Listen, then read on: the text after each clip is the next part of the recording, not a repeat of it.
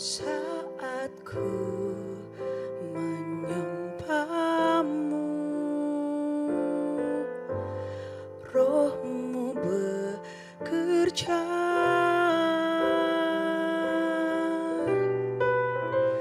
Saat ku memujimu, kau bertata di atas pujian. Ku angkat hatiku,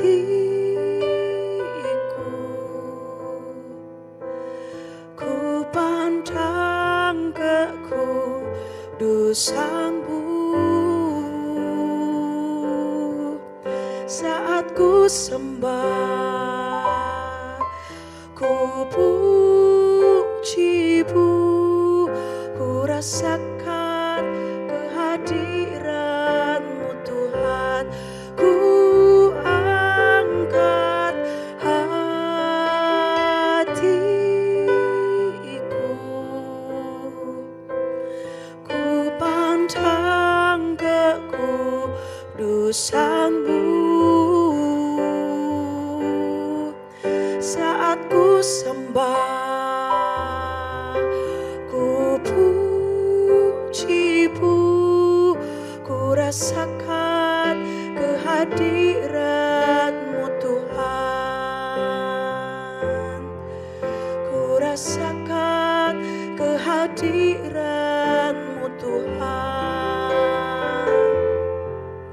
Ku rasakan kehadiranmu Tuhan. Haleluya,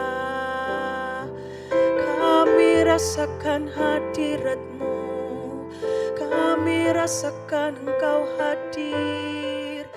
Terima kasih.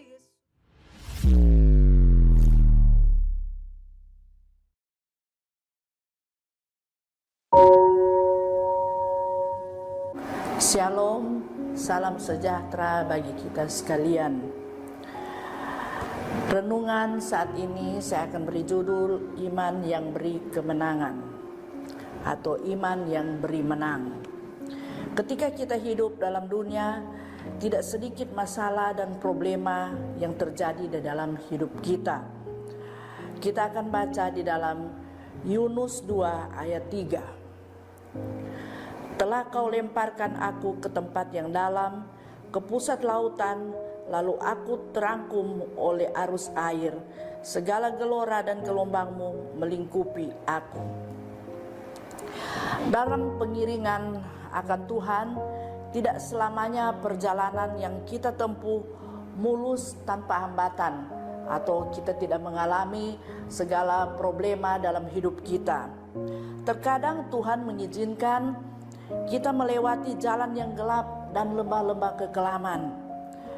Yunus yang namanya berarti merpati harus mengalami masa-masa yang paling kelam di dalam hidupnya, yaitu ketika dia berada di dalam perut ikan yang secara akal sudah tidak ada jalan keluar atau sudah tidak ada harapan, oleh karena sudah berada dalam kemustahilan dan tidak berdaya.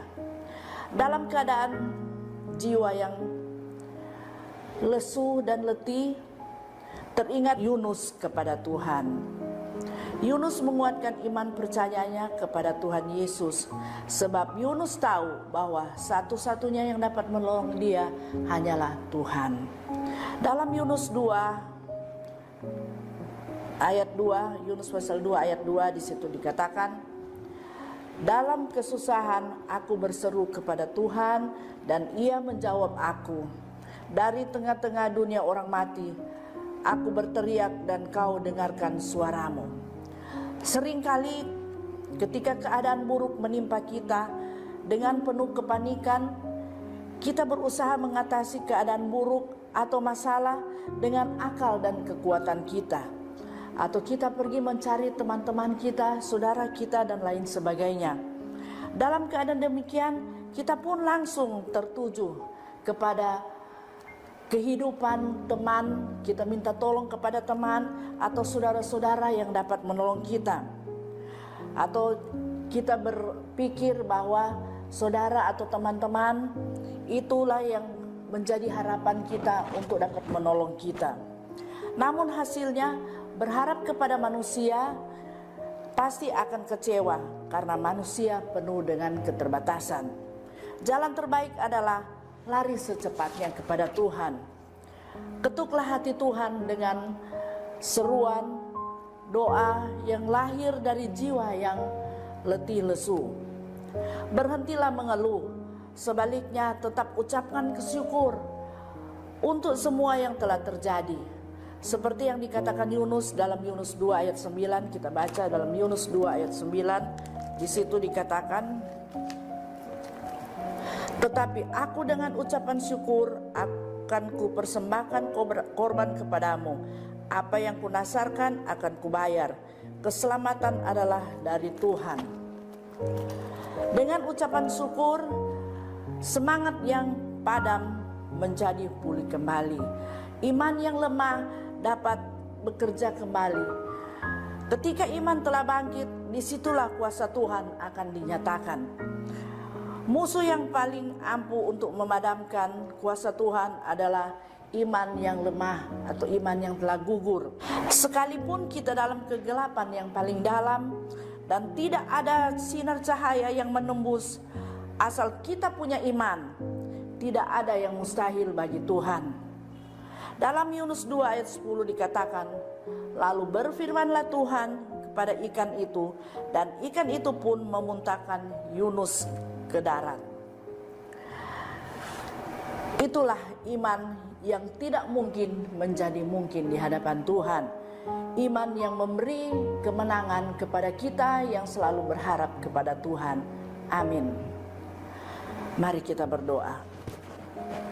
Bapa di dalam surga, seberat apapun kehidupan kami tidak takut karena kami punya Tuhan yang berkuasa.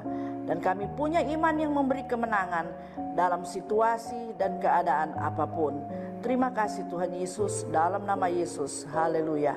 Amin.